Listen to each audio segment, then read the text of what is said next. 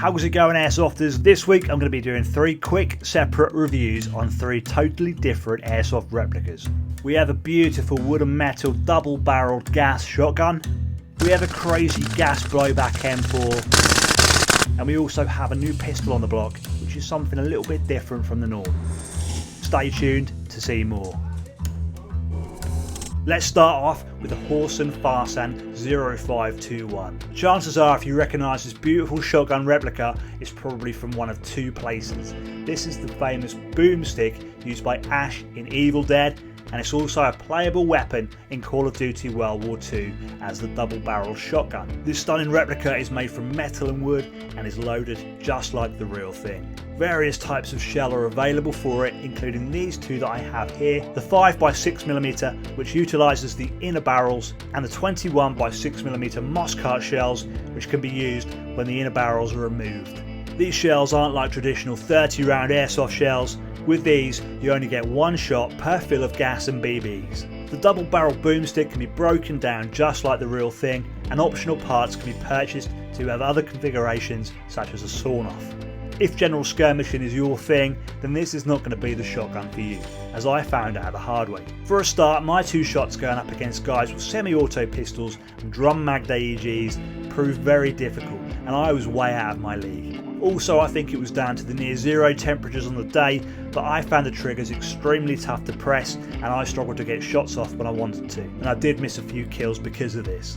If milsim, reenactment or being a collector is your thing, then the Harsan Farsan 0521 could be right up your street. The boomstick is very nicely made and feels lovely in the hand, so for build quality I'm scoring it 7 out of 10. For skirmishing, this double barrel shotgun was a terrible experience. Filling the shells up with gas and BBs just for 1 shot felt like a chore each time. Although I do realise that the boomstick was never made for skirmishing, I found that out the hard way, and I'm scoring it 1 out of 10 for skirmishability. The shotgun definitely turned heads and got lots of comments and attention from other players, probably because it's totally unique, so for cool factor I'm scoring this shotgun 9 out of 10.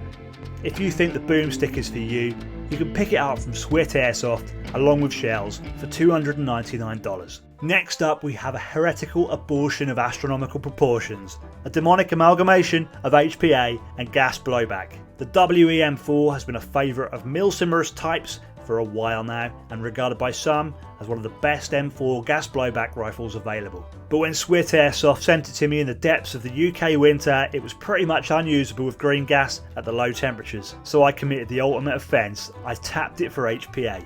Ultimate heresy. Well, now the milsim operators have switched off and reported this video for being of an offensive nature, let me explain what's been done to this M4. Swift Airsoft supply it with a TNT barrel and bucket installed, and they also provided me with an Armourer Works 350 round drum mag, to which I ditched the green gas valves and added an HPA tab. You just open this hatch up, pour on your BBs, wind the front mechanism, connect your airline and spray and pray.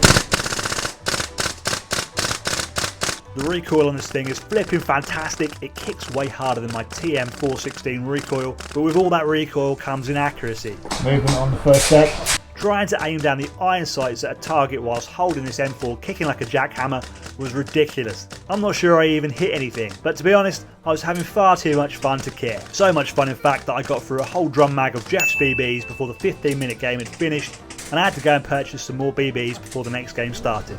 Yes, mate. Can I have some BBs, please, sir? For you, sir. What do you want? Wait 2 8s? That'd be nice, yeah, 2 8s, please. 2 8s. I've never fondled a real M4, but I can imagine that this WE M4 comes pretty close to how the real thing would feel. It's absolutely solid. The loadout was only let down by the drum mag, which I think I got a bit too excited with when winding it, and it stopped feeding. So I'll be scoring this setup a 7 out of 10 for quality. Skirmishability. As a green gas setup in UK winter, it's a no. The rifle with its 32 round real capacity magazine may well be good for you milsim types if you're in a warmer climate or looking for a summer gun. With the HPA drum mag, I found it very hard to get the power down to the UK limits, and I had to turn the pressure down on the regulator so far to achieve a safe FPS that sometimes the rifle had trouble cycling. This probably won't be an issue if you live in countries that have a higher FPS limit. So for skirmishability, I'm going to score the HPA'd WE M4 gas blowback rifle a 5 out of 10. So is this setup tactical? Hell no.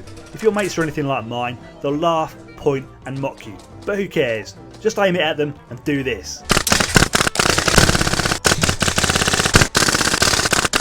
I scored the WE M4 HPA setup a 4 out of 10 for cool factor.